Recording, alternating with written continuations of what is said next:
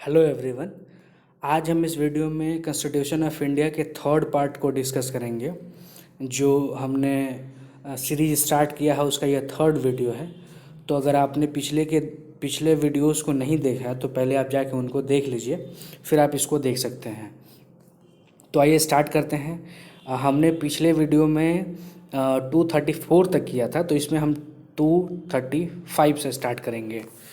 तो आइए स्टार्ट करते हैं और देखते हैं कि हमारे कॉन्स्टिट्यूशन ऑफ इंडिया में किस प्रकार से क्वेश्चन पूछे जाते हैं। और जैसे कि मैंने अपने पिछले वीडियोस में भी बताया हुआ है कि आप किसी भी कॉम्पिटिटिव एग्जामिनेशंस की तैयारी कर रहे हो, चाहे वो आईएएस हो, आईपीएस हो, यूपीएससी हो, जुडिशल सर्विसेज का एग्ज़ाम हो, या various different types of PCS examinations across the country हो, उसकी प्रिपरेशन कर रहे हो, कोई भी आप एग्ज़ाम की तैयारी कर रहे हो जिसमें अगर कॉन्स्टिट्यूशन ऑफ इंडिया से क्वेश्चन पूछे जाते हैं, तो ये सीरीज जो हमने स्टार्ट किया इसको देखने के बाद आपको कहीं से भी कोई क्वेश्चन नहीं छूटने वाला और आप सारे क्वेश्चंस को टैकल कर पाएंगे इजीली और सबको आप सॉल्व करके अच्छे मार्क्स ला सकते हैं और एग्जामिनेशन को क्रैक कर सकते हैं। तो आइए स्टार्ट करते हैं और देखते हैं कि क्या है 235 क्वेश्चन नंबर क्या कह रहे हैं। What is the meaning of acquisition in Article 31 of the Constitution of India? अगर इसके ऑप्शंस को आप देखेंगे तो पहला जो ऑप्शन है, it means the procuring of property और the taking of it permanently और टेम्पररी। तो एक्विजिशन का मीन्स होता है प्रॉपर्टी को टेम्पररी या परमानेंटली प्रोक्योर कर लेना। फिर आप 236 को देखेंगे तो subject to the provisions of article 333 of Indian constitution the legislative assembly of each state shall consist of not more than dash members and not less than dash members chosen by direct election. अगर इसको options को आप देखेंगे तो आप पाएंगे कि C option जो है 560 वो आपका राइट आंसर है। तो 500 से ज़्यादा मेंबर्स नहीं हो सकते किसी भी स्टेट असेंबली में, लेजिस्लेटिव असेंबली में, और 60 से कम नहीं हो सकते, है ना। डायरेक्ट इलेक्टेड जो होंगे, directly elected by the people जो होते हैं। फिर आपको the total number of members in the legislative council of state shall in no case be less than dash. अगर आप इसके ऑप्शंस को देखेंगे तो बी जो है वो आपका राइट आंसर है 40। फिर आपको the number of members of legislative council elected by the members of legislative assembly is, अगर इसके ऑप्शंस को आप देखेंगे तो ए ऑप्शन जो है 1/3 इज द राइट आंसर। 239 जो है every legislative assembly unless sooner dissolve shall continue for dash from the date appointed for its first meeting. तो 239 जो है उसके ऑप्शंस को अगर आप देखेंगे तो जो बी है 5 years is the right answer. कोई भी जो स्टेट लेजिस्लेटिव असेंबली का जो टेन्योर होता है वो 5 years का होता है, जब तक अनलेस और अनटिल, जब तक कि वो पहले उससे डिसॉल्व ना हो जाए। फिर आपका एक्चुअल मैलिस एज, अगर इसके ऑप्शंस को आप देखेंगे 240 के, तो जो आपका डी है all of them is the right answer. मैं ऑप्शंस को पढ़ देता हूँ। टाइम स्पेंड बाय अ जज ऑन ड्यूटी एज जज or in the performance of such other functions as he may at the request of the President of India undertake to discharge the vacations excluding any time during which the judge is absent on leave, the joining time on transfer from a high court to the Supreme Court or from one high court to another or from the Supreme Court to a high court, the time spent by a judge on duty as a judge of a former Indian High Court, the time spent by a judge to attend the sittings of Supreme Court as an ad hoc judge under Article 27 of the Constitution, the vacation excluding any time during which the judge was absent on leave taken by a judge as judge of the former Indian High Court। तो इसमें जो होगा सारे जो option है वो सही है, तो all of them is the right answer. 241 आपका कह रहा है the tenure of the state legislative council is. 241 के ऑप्शंस को अगर आप देखेंगे तो सी जो है परमानेंट हाउस वो होगा। मैं आपको एक चीज़ बता दूं, जैसे हमारे सेंटर में स्टेट सेंटर जो होता है, मतलब कि आपको गवर्नमेंट ऑफ इंडिया में जैसे पार्लियामेंट होता है, पार्लियामेंट में हमारे दो हाउसेस होते हैं, लोकसभा एंड राज्यसभा। लोकसभा को जैसे आप सब जानते हैं पीपल ऑफ द हाउस बोला जाता है, राज्यसभा को काउंसिल ऑफ स्टेट्स बोला जाता है। तो लोकसभा को डिसॉल्व किया जा सकता है अनलेस और अनटिल जबकि 5 ईयर्स जो कम्प्लीटली नेचुरल टेन्योर है वो पूरा ना हो, उससे पहले भी वो डिसॉल्व हो सकता है। और ये हर एक 5 साल के बाद नए मेंबर्स चुन के आते हैं और वो पूरी तरह से डिसॉल्व हो जाता है। लेकिन जो राज्यसभा होता है वो एक परमानेंट हाउस होता है, वो डिसॉल्व नहीं होता है। उसके जो मेंबर्स होते हैं वो every 2 years they get retired. 1/3 of the Rajya Sabha members get retired every 2 years। तो ये होता है, सेम वो लॉजिक ही काम करता है स्टेट लेजिस्लेटिव काउंसिल में। स्टेट लेजिस्लेटिव असेंबली जो होता है वो तो 5 साल के बाद डिसॉल्व हो जाता है, बिकॉज नए मेंबर्स चुन के आते हैं, फिर से नई सरकार बनती है। बट जो स्टेट लेजिस्लेटिव काउंसिल होता है वो परमानेंट हाउस होता है और उसके जो मेंबर्स होते हैं वो भी रिटायर्ड हो जाते हैं, है ना। तो ये चीज़ आप क्लियर कर लीजिए। 242 को देखेंगे, minimum age required for a person to be elected in the state legislative assembly is. तो 242 के अगर ऑप्शंस को आप देखेंगे तो B is the right answer, 25 years. हमारे मिनिमम एज जो होता है आपको विधायक बनने का या लेजिस्लेटिव असेंबली के मेंबर बनने का, वो 25 ईयर्स 25 साल होता है। The maximum gap between the sittings of 2 sessions of the state legislature is. 243 के ऑप्शंस को आप देखेंगे तो 6 मंथ्स होगा। फिर आपको which of the following statements is are found to be correct, तो 244 का जो होगा वो आप C option is the right answer. 1 and 2 मैं ऑप्शंस को पढ़ देता हूँ। The governor may from time to time prorogue the house or either house. The governor may dissolve the legislative assembly. फिर आपको 245 जो है वो कह रहा है in which of the following condition shall the governor address the legislative assembly or both houses assemble together. 245 के options को आप देखेंगे तो D is the right answer, A and B. मैं पढ़ देता हूँ। At the commencement of the first session after each general election to the General Assembly, Legislative Assembly, at the commencement of the first session of each year। फिर आपका 246 amicus curiae means। 246 के अगर options को आप देखेंगे तो D is the right answer. Options में पढ़ देता हूँ। वन हु वॉलेंटियरली और on invitation of the court instructs the court on a matter of law concerning which the latter is doubtful और mistaken. One who informs him of facts और knowledge of which is necessary to a proper disposition of case. One who not being retained in a cause volunteers to express his views, to make suggestions for the information of court, and next all of them, तो all of them is the right answer। फिर है which of the following statements is are found to be correct। 247 का जो A option है is the right answer. 1 and 2 मैं options पढ़ देता हूँ। non-member ministers shall not be entitled to vote in the legislature or any committee thereof। Non-member minister shall cease to be a minister at least end of 6 months from his non-membership। फिर हमको 248 में पूछा गया है which of the following statements is are found to be correct. 248 के options को अगर आप देखेंगे तो ए जो है 1 and 2 is the right answer. मैं ऑप्शंस पढ़ देता हूँ। स्पीकर और deputy speaker shall vacate his office if he ceases to be a member of the assembly. Speaker और deputy speaker may be remove from his office by resolution of the assembly passed by majority of all the members of the assembly. फिर 249 जो है वो कह रहा है speaker of the state legislative assembly shall submit his resignation to the dash. 249 में जो C होगा वो राइट आंसर होगा, डेप्यूटी स्पीकर। स्पीकर को अगर अपनी चेयर को रिज़ाइन करना है, अपने पोस्ट को रिज़ाइन करना है, तो he shall submit his resignation to the deputy speaker. फिर आपका 250 जो है वो कह रहा है which of the following statements is are found to be correct. तो इसका जो होगा डी होगा जो राइट आंसर है। 1 and 2 at any sitting of the legislative assembly while any resolution for the removal of the speaker from his office is under consideration, the speaker shall not preside। The speaker shall have the right to speak in, otherwise to take part in the proceedings of the legislative assembly while any resolution for his removal from office is under consideration in the assembly।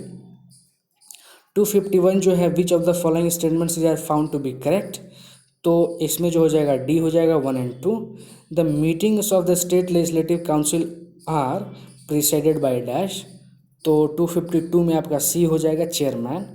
फिर आपको 253 में है in which of the following situation shall the duties of chairman be perform by the deputy chairman of the legislative council, तो इसमें जो 253 में वो C हो जाएगा both A and B. When the office of chairman is vacant during the absence of chairman from any sitting of the council. फिर आपका 254 जो है by laws are certain authorized rules orders and constitutions of corporations, तो इसके options को अगर आप देखेंगे तो D is the right answer both A and B. मैं ऑप्शंस को पढ़ देता हूँ। For governing of their members made by common assent for cases to which the public law does not extend. फिर आपका 255 जो है वो कह रहा है the salaries and allowances of speaker and deputy speaker of legislative assembly and chairman and deputy chairman of legislative council में be fixed by. 255 का जो बी होगा वो राइट आंसर होगा स्टेट लेजिस्लेचर। फिर आपको 256 में पूछा गया है सर्टररी मीन्स, तो इसका जो होगा C is the right answer. Certiorari is a writ out of the high court to an inferior court to call up the records of a cause therein depending that conceiable justice may be therein administered। 257 को अगर आप देखें every member of the state assembly और the state legislative council of a state shall before taking his seat make and subscribe before the dash an oath or affirmation according to the forms set out for the purpose in the third schedule। 257 को अब अगर आप देखें तो D is the right answer governor. फिर 258 जो है the quorum to constitute a meeting of a house of the state legislature shall be members और dash of the total members of the house whichever is greater. 258 का ए होगा 10 1/10। फिर आप 259 को देखें if for a period of dash days a member of house of the legislative of state is without permission of the house absent from all meetings thereof the house may declare his seat vacant। 259 के options को अगर आप देखें C is the right answer 60 days that is 2 months। फिर आप 260 को देखें on which of the following ground shall a person be disqualified for being chosen as and for being a member of the legislative assembly और legislative council of a state. तो अगर 260 के options को अगर आप देखें तो D is the right answer all of them. मैं ऑप्शंस को पढ़ देता हूँ। If he holds any office of profit under government of India और government of any state specified in the first schedule, if he is of unsound mind and stands so by a competent court, if he is an undischarge insolvent and all of them, तो all of them is the right answer. 261 को अगर आप देखें तो before giving any decision on questions as to disqualification the governor shall obtain the opinion of the dash and shall act according to such opinion. 261 का जो होगा अगर options को आप देखें तो B is the right answer election commission. फिर है डी ज्यूरे सिग्रीगेशन, इसके ऑप्शंस को अगर आप देखें तो C is the right answer is separation of races that is maintain by law और by administrative action of government officials. फिर 263 को अगर आप देखें which of the following statements is are found to be correct, तो इसमें आपका जो ए ऑप्शन है 1 and 2 is the right answer. Subject to the provisions of constitution and to the rules and standing orders regulating the procedure of the legislature, there shall be freedom of speech in the legislature of every state.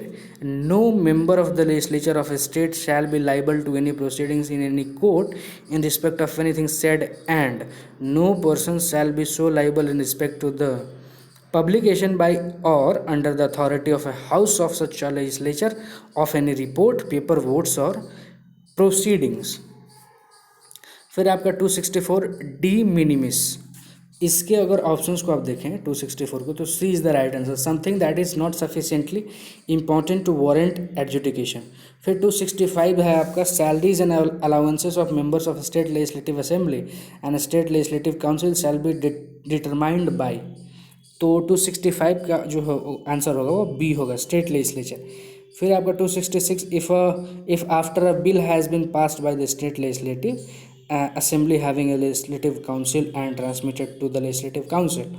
तो इसमें जो होगा आपको C is the right answer. 1, 2 and 3 मैं option को पढ़ देता हूँ। The bill is rejected by the council more than 3 months lapse from the date on which the bill is laid before the council without the bill being passed by it. The bill is passed by the council with amendments to which the legislative assembly does not agree. 267 को अगर आप देखें तो a money bill shall be introduced only in the dash. तो इसके options को अगर आप देखें तो A is the right answer, state legislative assembly. फिर आपका एन बैंक और बैंक के इज़, तो 268 का जो सी होगा वो is the right answer, C is the right answer. The practice of a court in which cases are normally tried before panels of जजेस to collectively sit and here a case with the full complement of judges present. 269 है, for the purpose of Article 199 of Indian Constitution, a bill shall be deemed to be a money bill if it contains only the provisions dealing with any of the following matters, namely 269 के options को आप देखें तो D is the right answer, all of them। मैं options को पढ़ देता हूँ। The imposition, abolition, remission, alteration of or regulation of any tax, the appropriation of monies out of the consolidated fund of state, the custody of the consolidated fund or the contingency fund of the state, the payment of monies into or withdrawal of monies from any such fund, all of them is the right answer। फिर आप 270 को देखेंगे तो who among the following gives the assent to the bill passed by the state legislature, तो इसमें B होगा, governor. जैसे हमारे सेंट्रल गवर्नमेंट में गवर्नमेंट ऑफ इंडिया के जो भी पार्लियामेंट जो भी बिल पास करता है तो उसमें जो एसेंट देते हैं वो राष्ट्रपति देते हैं, वो प्रेसिडेंट देते हैं। तो सेम हमारे स्टेट में जो भी स्टेट लेजिस्लेचर बिल पास करता है वो गवर्नर उसको एसेंट देते हैं, और एसेंट मिलते ही वो एक्ट बन जाता है, वो कानून बन जाता है, वो अधिनियम बन जाता है। फिर आप 271 को देखेंगे, एक्स पोस्ट फैक्टो लेजिस्लेशन का मतलब पूछा गया है, तो इसमें सी होगा, means a law which acts और operates as from a date anterior to its promulgation. फिर आप 272 को देखेंगे, when a bill is reserve by a governor for the consideration of the president shall. तो 272 के अगर ऑप्शंस को आप देखें तो C is the right answer, both A and B. मैं ऑप्शंस को पढ़ देता हूँ, assent to the bill withhold accent. फिर आपका 273, with respect to estimates no demand for a grant shall be made except on the recommendations of the dash। तो 273 के options को अगर आप देखेंगे तो B is the right answer, governor. फिर आपका 274, as soon as may be after the grants under article 203 of the Indian Constitution have been made by the Assembly, there shall be introduced a bill to provide for the appropriation out of the consolidated fund of the state of all monies required to meet। 274 जो है उसके अगर options को आप देखें तो C is the right answer, both A and B. मैं options पढ़ देता हूँ, the grant so made by the assembly, the expenditure charge on the consolidated fund of the state but not exceeding in any case the amount shown in the statement previously laid before the houses. फिर आपका 275, the legislative assembly of a state shall have power. 275 के options को आप देखेंगे, ए is the right answer, 1 and 2। मैं options पढ़ देता हूँ, to make any grant in advance in respect of the estimate expenditure for a part of any financial year pending the completion of the procedure prescribed in article 203 of Indian constitution for the voting of such grant and passing of the law in accordance with the provisions of Article 204 of Indian Constitution in relation to that expenditure। फिर आपका to make an exceptional grant which forms no part of the current service of any financial year. फिर आपका habeas corpus ad subjiciendum means. 276 को अगर options को आप देखेंगे तो a writ directed to the person detaining authority another and commanding him to produce the body of the prisoner or person detained। फिर आपका habeas corpus ad subjiciendum means। 277 को फिर देखेंगे आप तो C जो हो जाएगा वो राइट हो जाएगा, a writ directed to a person detaining another and commanding him to produce the body of the prisoner or person detained. फिर 278 को अगर देखेंगे, subject to the provisions of Article 348, business in the legislature of a state shall be transacted in. तो 278 के options को आप अगर आप देखें तो D is the right answer, all of them. Official language और languages of a state Hindi, and C है इंग्लिश, तो फिर आपका हो जाएगा ऑल ऑफ देम। फिर आपका इम्पीचमेंट मीन्स 279 जो है, ऑप्शंस को अगर आप देखें तो D is the right answer, both A and B. The procedure by which public officer is remove from office is the accusation and prosecution of a person for treason or other crimes and misdemeanours. फिर आपका 280, which of the following statements are found to be correct, तो इसका हो जाएगा सी 1 and 2। मैं options पढ़ देता हूँ। If any question arises whether any speech in the house contravenes article 212 of the Indian Constitution, it will be for the speaker to determine that question and his decision will be final. A court cannot send for proceedings of legislature to determine whether any member of the legislature had violated article 211 of the Indian Constitution by any words uttered by him in the course of discussion in the house of which he is a member. फिर आपका 281, which of the following powers is are exercisable by an officer of the legislature. 281 के options को अगर आप देखें तो D is the right answer, all of them. Options पढ़ देता हूँ। The high court can not give a direction upon the speaker on the question whether the discussion on the address to the governor would come under article 176 clause 2 of Indian constitution और would be treated as a discussion of an ordinary resolution.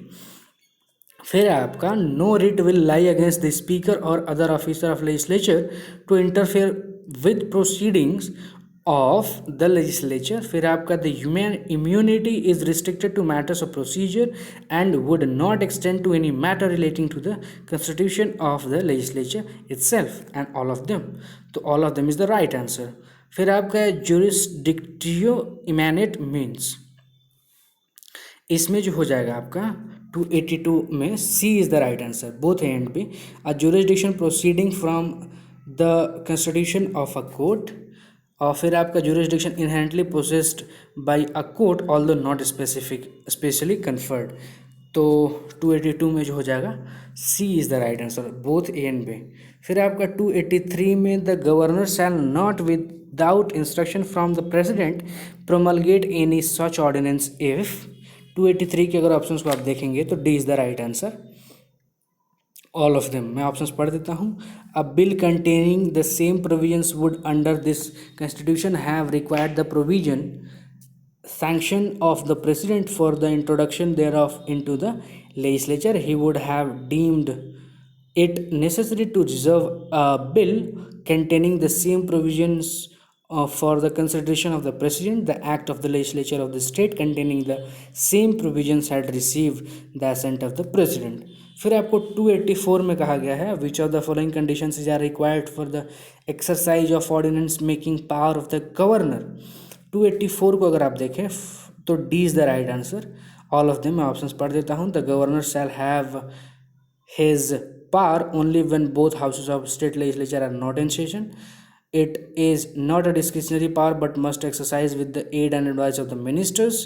The ordinance must be laid before the state legislature when it is reassembles and shall automatically cease to have effect at the expiration of 6 weeks from the date of reassembly unless disapproved earlier by the legislature, and all of them is the right answer.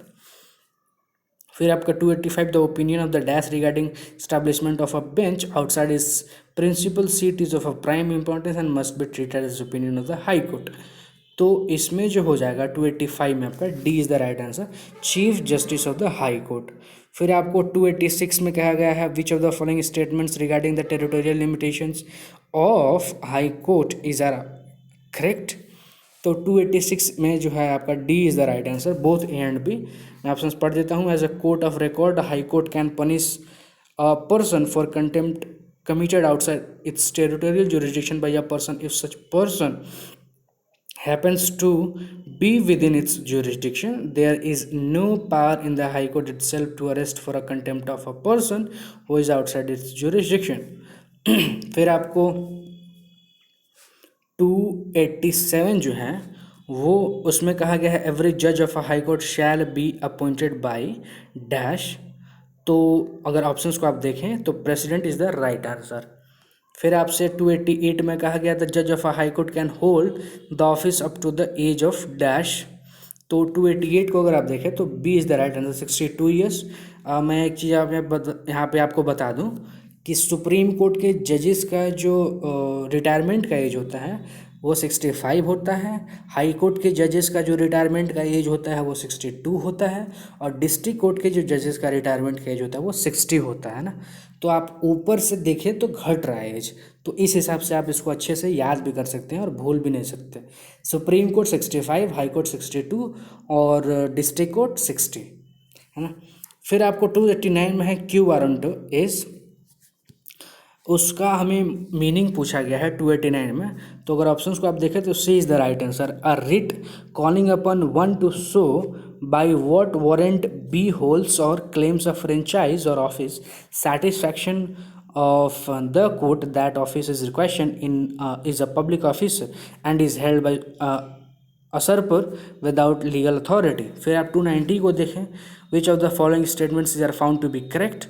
तो इसमें A is the right answer, both A and B. मैं options पढ़ देता हूँ। Consent of the transferred जज chief justice is not required for either of the first or any subsequent transfer from one high court to another.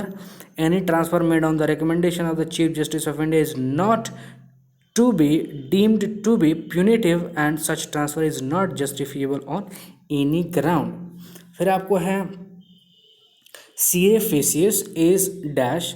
तो 291 में हमसे पूछा गया है मीनिंग, तो इसका अगर इसके ऑप्शंस को अगर आप देखें तो is the right answer, a writ which means that you cause to know. फिर आप 292 को देखेंगे, which of the following statements is are found to be correct. तो 292 में सी जो ऑप्शन है वो राइट आंसर है, बोथ 1 and 2। मैं ऑप्शन पढ़ देता हूँ। The object of article 220 of the Indian constitution is to enable permanent जजेस of high courts after ceasing to hold their office of judgeship to practice before the Supreme Court and High Courts other than the High Court to which they belonged। Article 220 of Indian Constitution does not say anything regarding additional judges, nor is there any bar under the Constitution against additional judges to practice in any court including the High Court to which they belonged। फिर आपको 293 self fulfilling prophecy means. 293 के options को अगर आप देखें तो C is the right answer, the phenomenon by which something eventually happens simply because it was expected or predicted to occur। फिर आपका 294 a judge can be transferred from one high court to any other high court by the dash। 294 में जो option देखेंगे तो D is the right answer, president after consultation with the chief justice of India. फिर आपको 295 जो है वो कह रहा है when the office of the chief justice of a high court is vacant the dash may make an appointment of are acting chief justice. तो 295 में जो बी ऑप्शन है वो होगा राइट आंसर, प्रेसिडेंट। फिर आपको 296 देखें, विंडिक्टिव प्रोसिक्यूशन मीन्स। 296 के ऑप्शंस को अगर आप देखें तो C is the right answer, the practice of singling a person out of prosecution under law of regulation because the person has exercised a constitutionally protected right. फिर आप 297 को देखें, which of the following statements regarding article 224 capital A of Indian constitution is are found to be correct. तो B is the right answer, both 1 and 2। मैं option पढ़ देता हूँ।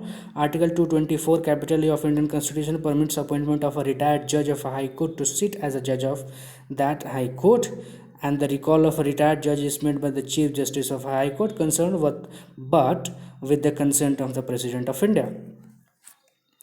फिर आपसे 298 में पूछा गया है कि वेडनेसबरी प्रिंसिपल इज डैश।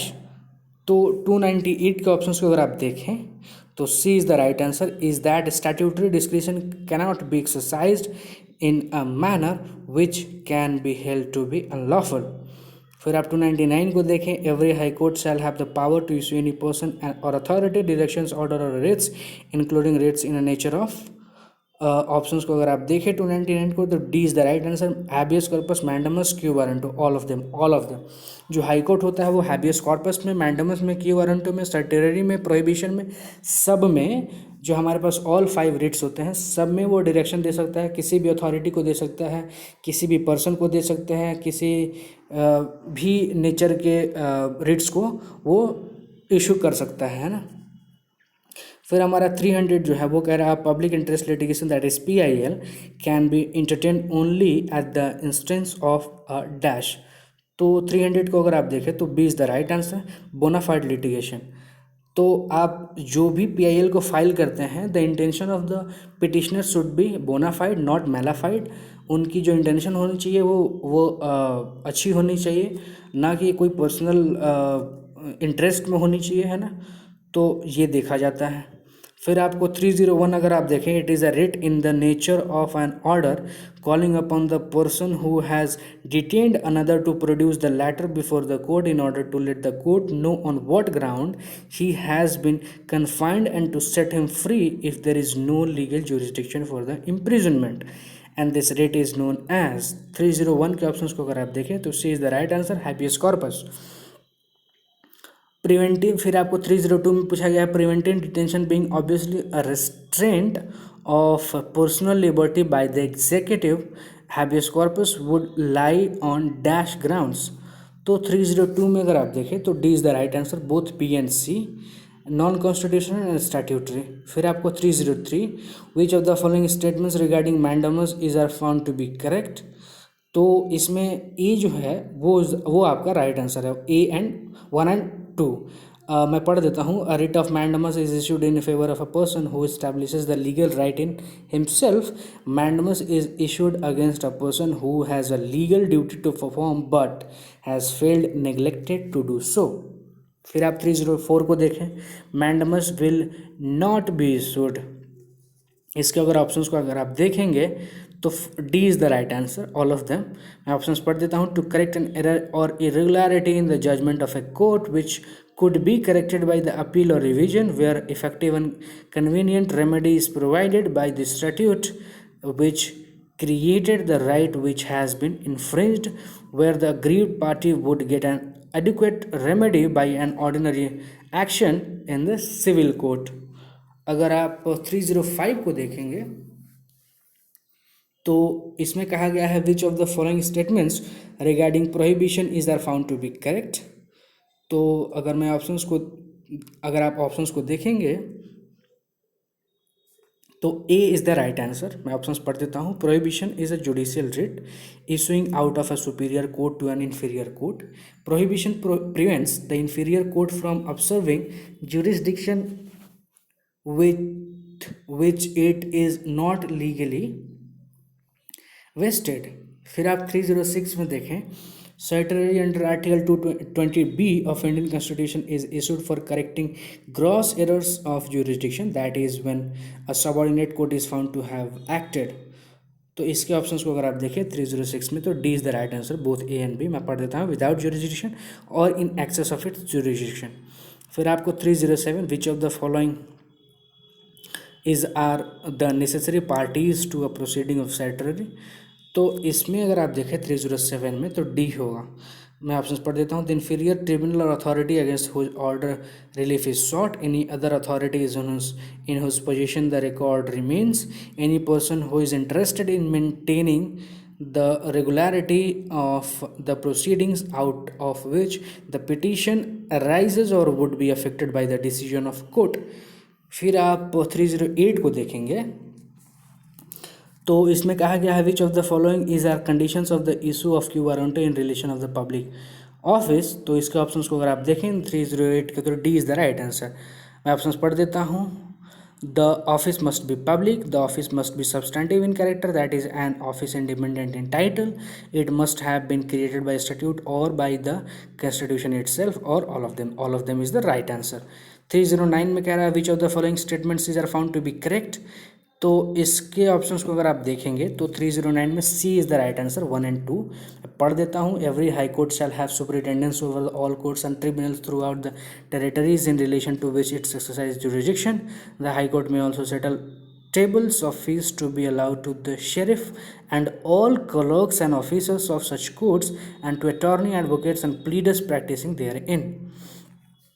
310 को अगर आप देखें तो इसमें कहा गया है under article 227 of Indian constitution the power will not B exercised in cases like.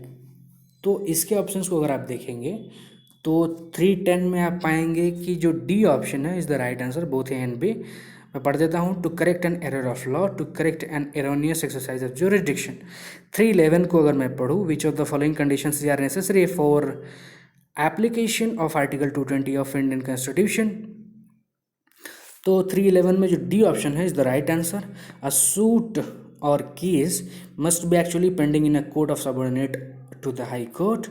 The case must involve a substantial question of law as to the interpretation of the constitution. The high court must be satisfied that the determination of the constitutional question is necessary for the disposal of the case, and all of them is the right answer। मैं 312 को पढ़ूँ। The administrative expenses of a high court including all salaries, allowances and pensions payable to or in respect of the officers and servants of the court shall be charged upon the dash। तो इसमें E होगा consolidated fund of the state. फिर 313 को मैं पढ़ूँ, dash may by law extend the jurisdiction of a high court और exclude the jurisdiction of a high court from any union territory. तो इसके अगर 313 को आप देखें तो A is the right answer, parliament. फिर आप 314 को देखें, which of the following statements regarding the scope of article 231 of the Indian Constitution is are found to be correct। Article 231 of Indian Constitution has two application where। तो इसके options को अगर आप देखेंगे तो C is the right answer, both A and B. मैं पढ़ देता हूँ। The existing high courts of 2 states are amalgamated. फिर बी है, जजेस of the same high court are directed to seat at 2 different places within the same state to determine cases allotted to them by the Chief Justice। जैसे कि आप सबने देखा होगा कि एक ही स्टेट में बेंच को बना दिया जाता है ना। तो जैसे कि यूपी में आपका लखनऊ बेंच है और फिर आपका इलाहाबाद बेंच है। फिर आपको मध्य प्रदेश में आप देख लीजिए कि आपको ग्वालियर बेंच है और फिर आपको इंदौर में है। तो इस तरह से जो होते हैं ना वो आपको तो फिर वहाँ पे जजेस को जाके बैठना पड़ता है वहाँ पे उनको, और केसेस को डिस्पोज ऑफ करना पड़ता है, उनको हियर करना पड़ता है। फिर आप 315 को अगर देखें, powers of president to make order in respect of persons under preventive detention in cases, certain cases in dealt under which of the following articles of Indian Constitution। 315 को अगर आप देखें तो इसमें B is the right answer, article 372 capital A. 316 को देखें, which of the following sentences regarding appointment of district जजेस are found to be correct. तो 316 में A is the right answer, any appointment made without consulting the high court would be invalid. फिर आप 317 को देखें, appointments of a person other than the district जज to the judicial service of state shell be made by the governor after consultation with the. तो 317 को अगर देखें तो C is the right answer, both A and B, state public service commission and high court of the state. फिर आप 318 को देखें तो control over subordinate courts shall be vested in the. तो अगर 318 के ऑप्शंस को अगर आप देखें तो B is the right answer, high court. High court जो होता है वो अपने स्टेट के, अपने टेरिटरी के, वो अपने टेरिटोरियल जुरिसडिक्शन के जितने भी लोअर कोर्ट्स हैं, जितने भी सबऑर्डिनेट कोर्ट्स हैं, वो सब पे सुपरिटेंडेंस रखता है, सबको देखते रहता है, सबको निगरानी में रखता है। और उसकी पावर सिर्फ हाई कोर्ट को है ना, सुप्रीम कोर्ट को भी नहीं है उसकी पावर। तो जैसे कि आप मान लीजिए कि आप बिहार में हैं तो पटना हाई कोर्ट जो है वो एक पटना हाई कोर्ट जो है वो जितने भी बिहार में जितने भी लोअर और सबऑर्डिनेट कोर्ट्स हैं वो सब पे सुपरिटेंडेंस रखेगा अंडर आर्टिकल 227। या फिर आप वैसे ही महाराष्ट्र का एग्जांपल ले ले तो आप जो बॉम्बे हाई कोर्ट है वो वहाँ महाराष्ट्र के जितने भी लोकल कोर्ट्स हैं, सबऑर्डिनेट कोर्ट्स हैं, वो सब पे वो निगरानी रखेगा और सब पे कंट्रोल करेगा, है ना। तो ये हाई कोर्ट के पास पावर होती है। फिर आप 319 को देखिए, following articles 233 235 of Indian Constitution as interpreted it so for that the High Court cannot. तो 319 के ऑप्शंस को अगर आप देखेंगे तो B is the right answer 1, 2 and 3। मैं ऑप्शंस पढ़ देता हूँ। Make rules regarding the seniority of judicial officers which function is vested in the governor, recommend a punishment in the absence of relevant and proper material, grant benefits like pay and perks of judicial officers through judicial directions।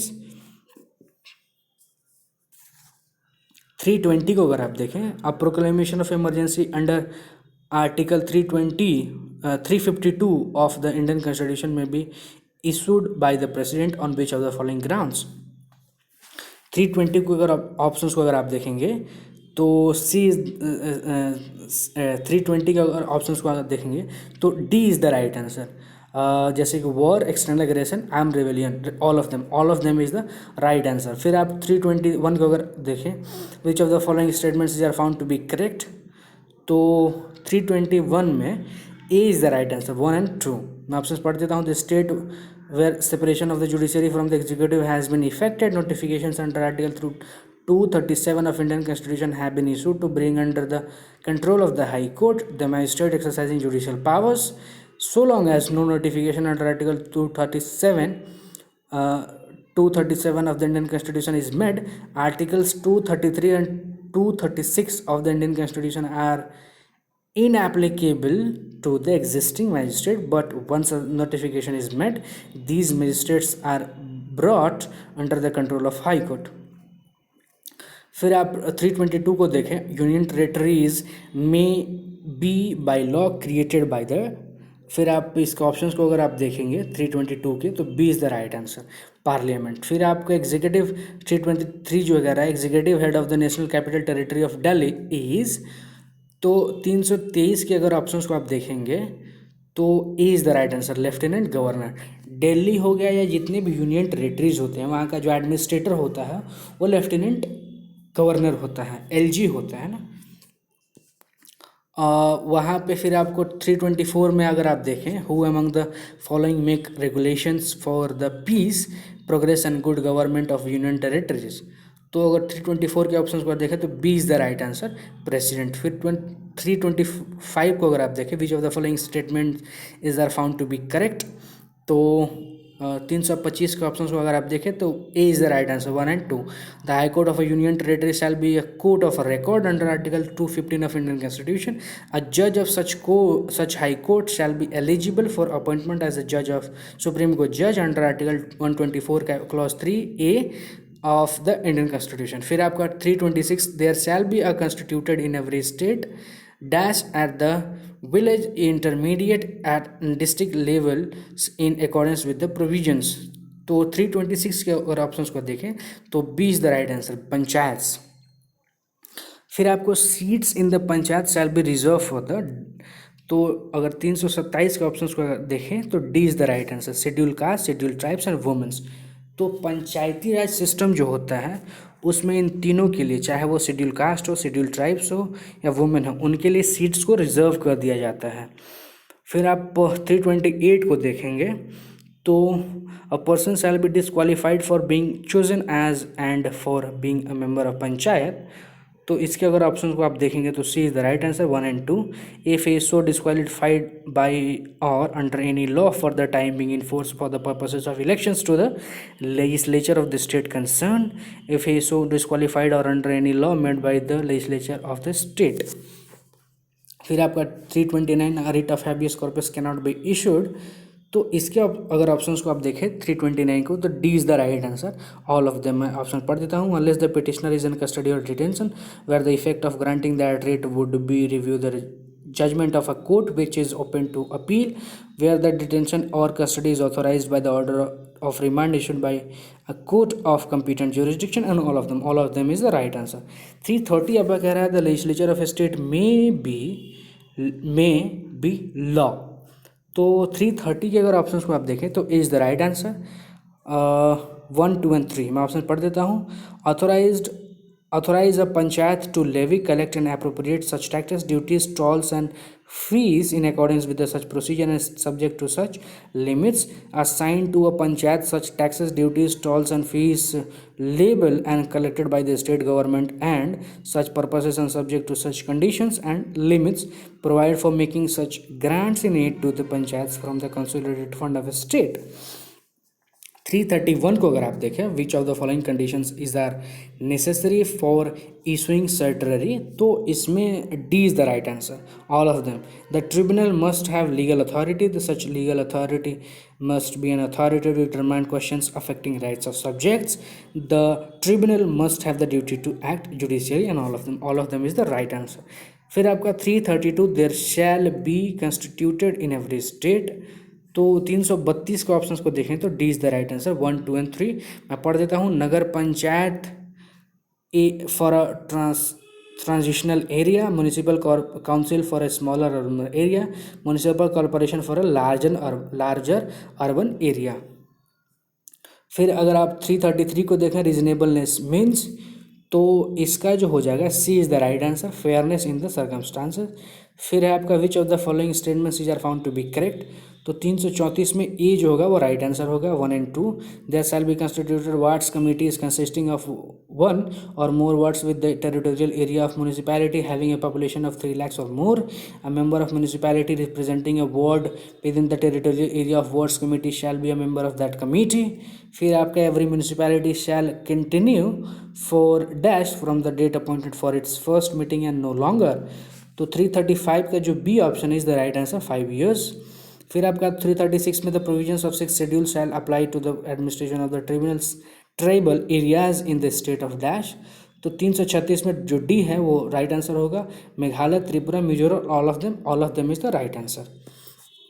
फिर आपका 337 337 में dash include subjects over which the central government shall have exclusive powers of legislation, तो इसमें जो है B is the right answer, union list.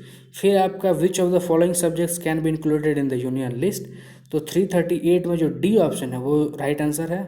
Defence, foreign affairs, currency and coinage, all of them is the right answer. फिर आपका which of the following items is are subject matters of concurrent list, तो 339 के options को अगर आप देखेंगे तो D is the right answer, both A and B, civil procedure, economic and social planning. फिर आपका 340 which of the following statements are found to be correct, तो अगर 340 के ऑप्शंस को देखेंगे तो C is the right answer, both 1 and 2. मैं पढ़ देता हूँ. Parliament has exclusive power to make any law with respect to any matter not enumerated in the concurrent list or the state list. Such powers are include the power of making any law imposing a tax not mentioned in either of those lists. फिर आपका 341 while a proclamation of emergency is in operation shall have power to make laws for the whole or any part of the territory of India with respect to any of the matters enumerated in the state list. तो 341 के अगर options को देखें तो B is the right answer, parliament. फिर 342 जो है वो कह रहा है dash has the power to make any law for implementing any treaty agreement और convention with any other country or countries or any decision made at any international conferences, association or other body. तो 342 में C is the right answer, parliament. फिर आपका 343 no act of parliament or our state legislature shall be invalid by a reason only that some recommendation or previous sanction required by this constitution was not given if assent to that act was given. तो इसके options को अगर आप देखेंगे तो A is the right answer, both 1 and 2. मैं option पढ़ देता हूँ. Where the recommendation require was that of governor either by the governor or by the president, where the recommendation or previous sanction required was that of president by the president. 344 को देखें. president while appointing the judge of a high court can consult with dash, तो 344 में होगा D, all of them, governor of the state, chief justice of India, chief justice of that high court. फिर आप 345 को देखें. which of the following statements are found to be correct, तो 345 में D जो होगा वो आपका राइट आंसर होगा, नन ऑफ देम. फिर आप 346 को देखेंगे तो इसमें कहा गया है which of the following statements they are found to be correct, तो इसमें भी डी ऑप्शन होगा आपका। 1, 2 एंड 3 में ऑप्शन पढ़ देता हूँ। Full faith and credit shall be given throughout the territory of India to public acts, records and judicial proceedings of the union of every state. The manner in which and the condition under which the acts, records and proceedings refer to shall be proved, and the acts and the effect thereof determined shall be as provided by law made by parliament. फिर final judgments or orders delivered or passed by civil courts in any part of the territory of India shall be capable of execution anywhere within that territory according to the law. फिर आपका 347 and establishment of the interstate council shall be और declared by the dash. 347 में B जो होगा वो right answer होगा, president. फिर no tax shall be levied और collected except by the dash. 348 में जो बी है वो राइट आंसर है, अथॉरिटी बाय लॉ। फिर 349 contingency fund of India may be establish by law. मैं आपको एक चीज़ बता दूं, कंटिजेंसी फंड ऑफ इंडिया को ही कंसोलिडेटेड फंड ऑफ इंडिया भी कहा जाता है, तो आप इसमें कंफ्यूज बिल्कुल ना हो। 349 के अगर ऑप्शन को आप देखें तो C is the right answer, parliament. फिर अब पार्लियामेंट में at any time increase any of the duties और taxes referred to in articles 269 and 270 of Indian constitution by surcharges for purposes of union and the whole proceeds of any such surcharge shall form part of the तो 350 के अगर option को देखा तो B is the right answer, consolidated fund of India. फिर है आपका 351 grants in aid of the revenues from union to certain states shall be charge on the dash. 351 में जो होगा D is the right answer, consolidated fund of India. फिर है आपका 352 dash में determine the qualifications which shall be requisite for the appointment as members of the finance commission and the manner in which they shall be selected. तो 352 को 2 के options को अगर आप देखें तो B is the right answer, parliament. 353 कह रहा है which who among the following shall cause every recommendation made by finance commission with an exemplary memorandum as to the action taken thereon to be led before such each house of parliament। तो 353 का जो है A is the right answer, president. फिर आपको 354 which of the following statements are found to be correct, तो 354 जो है उसमें B is the right answer, both are correct. No tax can be levied upon the property of the union whatever be the mode of assessment. Property owned by a government company or a statutory corporation which has a corporate personality of his own cannot be said to be property of the union, may therefore be liable to the state or municipal taxation। फिर आपका 355 the property and income of a state shall be exempted from the dash. तो 355 जो है वो कह रहा है, उसका जो अगर ऑप्शंस को अगर आप देखेंगे तो A is the right answer, union taxation. फिर आपको which of the following statement is are found to be correct, तो इसके ऑप्शंस को अगर आप देखेंगे तो C is the right answer, both 1 and 2 में ऑप्शन पढ़ देता हूँ। Subject to the provisions of article 293 of Indian Constitution, the executive power of a state extends to borrowing within the territory of India upon the security of the consolidated fund of a state. The government of India may make loans to any state or so long as any limits fixed under Article 292 of the Indian Constitution are not exceeded, given guarantees in respect of loans raised by any state। तो 356 में C both 1 and 2 is the right answer। आपका 357 कह रहा है all lands minerals and other things of a value underlying the ocean with in the territorial waters or the continental shelf or the exclusive economic zone of India shall vest in the Union and be held for the purposes of the Union. The limits of its territorial water and the continental shelf, the exclusive economic zone and other maritime zones of by or under any law made by parliament. Which of the above statements are found to be correct? तो अगर दोनों statement को आपने पढ़ा और ध्यान से सुना तो 357 में जो हो जाएगा D is the right answer, both 1 and 2। तो जैसे कि आप सबने देखा दोस्तों, ये हमने 235 से लेकर 357 तक के क्वेश्चन को डील किया है और ये हमारा थर्ड वीडियो है जो कि कॉन्स्टिट्यूशन ऑफ इंडिया के सीरीज़ का पार्ट है। तो अगर ये आपको वीडियो अच्छा लगा तो then like, subscribe, share the video, hit the bell icon so that you can get the notification of upcoming video easily. और जुड़े रहिए हमारे चैनल के साथ और सीखते रहिए कॉन्स्टिट्यूशन ऑफ इंडिया को, एग्जामिनेशंस को क्रैक करते रहिए, आगे बढ़ते रहिए। हमारी शुभकामनाएं आपके साथ है, बेस्ट विशेस आपके साथ है। मिलते हैं अगले वीडियो में, तब तक के लिए अपना ध्यान रखिए। Thank you for watching the video till the last.